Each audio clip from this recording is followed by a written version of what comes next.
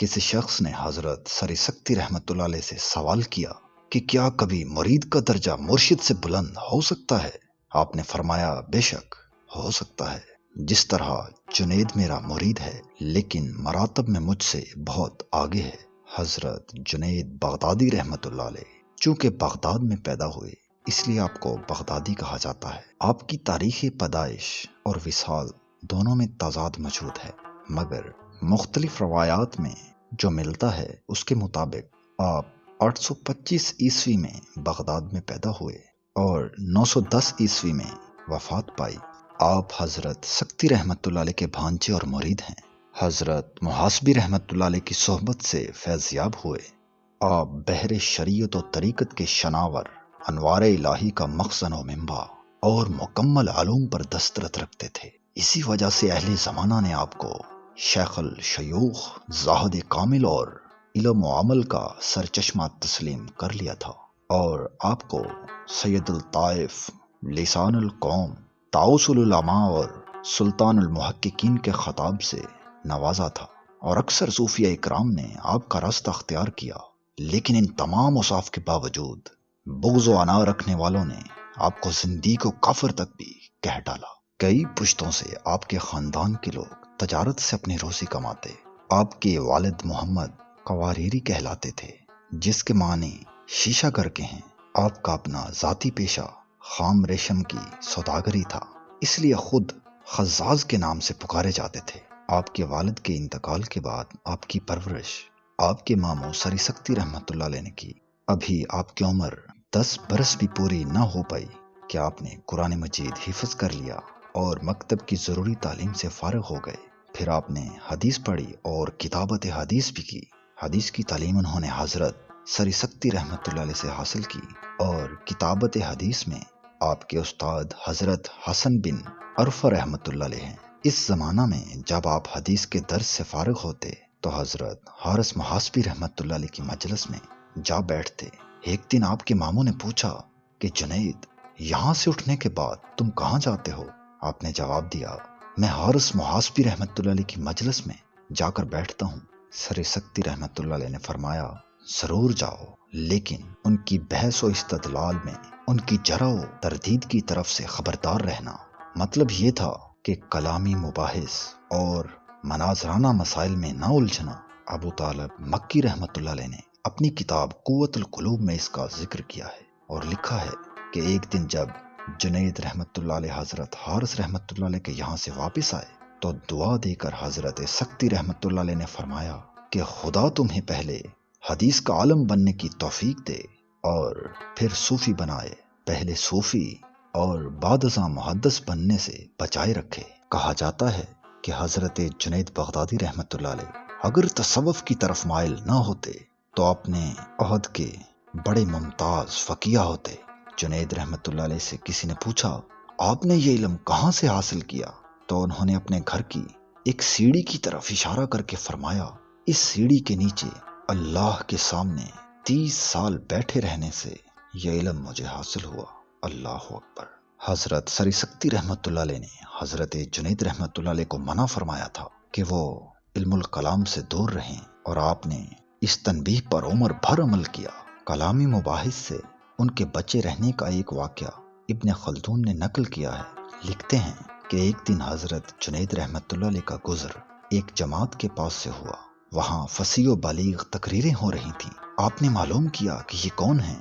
تو ایک بتانے والے نے بتایا کہ یہ وہ لوگ ہیں جو عقلی دلائل سے خدا کی ذات کو صفات سے الگ قرار دینے سے متعلق بحث کرتے ہیں اور ثابت کرتے ہیں کہ ذات الہی میں عیب و نقص کا کوئی شبہ نہیں۔ حضرت جنید رحمت اللہ علیہ نے فرمایا، جہاں عیب کا وجود ہی محال ہے وہاں عیب کی نفی کرنا خود ایک عیب ہے۔ بہت سے لوگوں نے آپ کو تنگ بھی کیا اور آپ پر الزامات بھی لگائے، مگر آپ نے بڑے خوش اسلوبی کے ساتھ ان کا سامنا کیا۔ کئی فتنہ پردازوں نے آپ کو برا بھلا کہا اور خلیفہ وقت سے بھی آپ کی شکایتیں کی، لیکن خلیفہ نے کہا کہ جب تک ان کے خلاف یہ جرم ثابت نہ ہو جائے کہ ان کی وجہ سے لوگ فتنہ و فساد میں مبتلا ہوتے ہیں تو سزا دینا قیاس نہیں کیا جا سکتا۔ ایک مرتبہ خلیفہ نے بغرض امتحان ایک حسین و جمیل کنیز کو لباس و زیورات سے مرصح کر کے یہ ہدایت کی کہ ان کے سامنے پہنچ کر نقاب الٹ کر یہ کہنا کہ میں ایک امیر ذاتی ہوں، اگر آپ میرے ساتھ ہم بستر ہو جائیں تو میں آپ کو بہت ساری دولت سے نواز دوں گی۔ پھر خلیفہ نے اس واقعے کی نوعیت معلوم کرنے کے لیے اس کنیز کے ہمراہ ایک غلام کو بھی بھیج دیا۔ جب اس کنیز نے خلیفہ کی ہدایت کے مطابق آپ کے سامنے اظہار مدعا کیا تو آپ نے سر جھکا کر ایک ایسی سرد آہ کھینچی کہ اس کنیز نے وہیں دم توڑ دیا۔ جب غلام نے واپس آ کر خلیفہ سے واقعے کی نوعیت بیان کی تو خلیفہ کو بہت صدمہ ہوا، کیونکہ وہ خود اس کنیز سے بہت محبت کرتا تھا۔ اس نے کہا کہ جو فعل میں نے ان کے ساتھ کیا وہ نہیں کرنا چاہیے تھا، اسی کی وجہ سے مجھے یہ روز بد دیکھنا نصیب ہوا۔ پھر خلیفہ آپ کی خدمت میں پہنچ کر عرض کرنے لگا کہ یہ بات آپ نے کیسے گوارا کر لی کہ ایسی محبوب ہستی کو دنیا سے رخصت کر دیا؟ آپ نے جواب دیا کہ امیر المومنین کی حیثیت سے تمہارا فرض تو مومنین کے ساتھ مہربانی کرنا ہے، لیکن مہربانی کی بجائے تم نے میری 40 سالہ عبادت کو ملیا میٹ کرنا کیسے گوارا کر لیا؟ آپ فرمایا کرتے تھے کہ صوفی وہ ہے جو خدا اور رسول کی اس طرح اطاعت کرے کہ ایک ہاتھ میں قرآن ہو اور دوسرے میں حدیث۔ حضرت جنید بغدادی رحمت اللہ علیہ فرماتے ہیں کہ اگر محشر میں خدا تعالیٰ مجھے دیدار کا حکم دے گا تو میں عرض کروں گا، چونکہ آنکھ ایک غیر چیز ہے اور میں غیر کے ذریعے دوست کا مشاہدہ نہیں کرنا چاہتا۔ بلندی مراتب کے بعد سری سکتی رحمت اللہ علیہ نے آپ کو واز گوئی کا حکم دیا تو آپ نے عرض کیا کہ آپ کی حیات میں واز گوئی مجھے اچھی معلوم نہیں ہوتی، لیکن اسی شب حضور اکرم صلی اللہ علیہ وآلہ وسلم کو خواب میں دیکھا کہ آپ بھی واز گوئی کا حکم دے رہے ہیں، اور جس وقت حضرت سری سکتی رحمت اللہ علیہ سے خواب بیان کرنے کا قصد کیا تو آپ نے خواب سننے سے قبل ہی فرمایا کہ کیا اب بھی تمہارا یہ خیال ہے کہ دوسرے لوگ تم سے واز گوئی کے لیے کہیں؟ آخر حضور اکرم صلی اللہ علیہ وآلہ وسلم کے فرمان کے بعد تمہیں کیا عذر باقی رہ جاتا ہے؟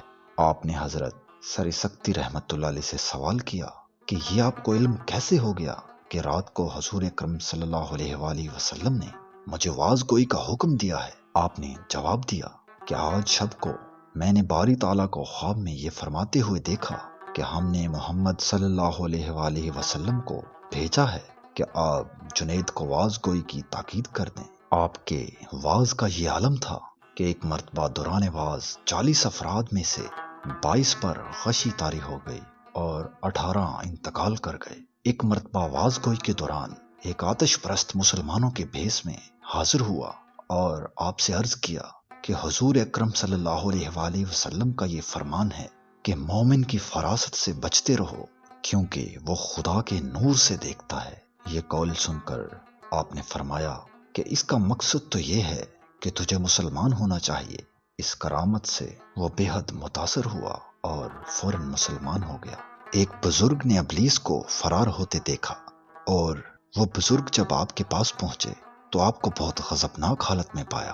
چنانچہ ان بزرگ نے کہا کہ غصہ تھوک دیجئے، کیونکہ غصے کی حالت میں شیطان غالب آ جاتا ہے۔ اس کے بعد جب راستے کا واقعہ بیان کیا تو آپ نے فرمایا کہ ابلیس میرے غصے سے بھاگتا ہے کیونکہ دوسرے لوگ تو اپنے نفس کی خاطر غصہ کرتے ہیں۔ پھر فرمایا کہ اگر خدا نے ابلیس سے پناہ مانگنے کا حکم نہ دیا ہوتا تو میں کبھی اس سے پناہ طلب نہ کرتا۔ آپ کو اپنے ایک مرید سے مؤدب ہونے کی وجہ سے بہت انس تھا، جس کی وجہ سے دوسرے مریدین کو رشک پیدا ہو گیا کہ یہ آپ کی نظروں میں اتنا ممتاز کیوں ہے۔ چنانچہ آپ نے ہر مرید کو ایک مرغ اور ایک چاقو دے کر حکم دیا کہ اس کو ایسی جگہ جا کر ذبح کرو جہاں تمہیں کوئی نہ دیکھ سکے۔ کچھ وقفہ کے بعد تمام مریدین ذبح شدہ مرغ لے کر حاضر ہو گئے، لیکن وہ مرید زندہ مرغ لیے ہوئے آیا اور عرض کیا کہ مجھے کوئی ایسی جگہ نہیں ملی جہاں ذات حق کو موجود نہ پایا ہو۔ یہ کیفیت دیکھ کر تمام مریدین تائب ہو گئے۔ آپ کا فرمان ہے کہ معرفت کی 2 قسمیں ہیں۔ اول معرفت تعریف یعنی خود اللہ کو شناخت کرنا، دوم معرفت تصریف یعنی اللہ اس کو پہچانے، اور خدا سے مشغولیت کا نام معرفت ہے۔ فرمایا کہ توحید خدا کو جاننے کا نام ہے، اور انتہائی توحید یہ ہے کہ جس حد تک بھی توحید کا علم ہو، اس کو یہی تصور کرے کہ توحید اس سے بالا تر ہے۔ اسی طرح آپ فرماتے ہیں کہ اگر محبت کا تعلق کسی شے سے قائم ہو تو اس شے کی فنائیت سے محبت بھی فنا ہو جاتی ہے، اور محبت کا حصول اس وقت تک ممکن نہیں جب تک خود کو فنا نہ کر لے۔ اور اہل محبت کے اکثر اقوال لوگوں کو کفر معلوم ہوتے ہیں۔ وفات کے وقت آپ نے لوگوں سے فرمایا کہ مجھ کو وضو کروا دو، چنانچہ دوران وضو انگلیوں میں خلال کرنا بھول گئے تو آپ کی یاد دہانی پر خلال کرا دیا گیا۔ اس کے بعد آپ نے سجدے میں گر کے گریہ ازاری شروع کر دی، اور جب لوگوں نے سوال کیا کہ آپ اس قدر عابد ہو کر روتے کیوں ہیں، فرمایا کہ اس وقت سے زیادہ میں کبھی محتاج نہیں۔ پھر تلاوت قرآن مجید میں مشغول ہو کر فرمایا کہ اس وقت قرآن سے زیادہ مونس و ہمدم نہیں، اور اس وقت میں اپنی عمر بھر کی عبادت کو اس طرح ہوا میں معلق دیکھ رہا ہوں کہ جس کو تیز و تند ہوا کے جھونکے بلا رہے ہیں، اور مجھے یہ علم نہیں کہ یہ ہوا فراق کی ہے یا وصال کی۔ آپ کی وفات کے بعد ایک بزرگ نے آپ کو خواب میں پوچھا کہ خدا تعالیٰ نے آپ سے کیسا معاملہ کیا؟ فرمایا کہ محض اپنے کرم سے اس نے مجھے بخش دیا، اور ان 2 رکعت نماز کے علاوہ جو میں رات کو پڑھا کرتا تھا اور کوئی عبادت کام نہ آ سکی۔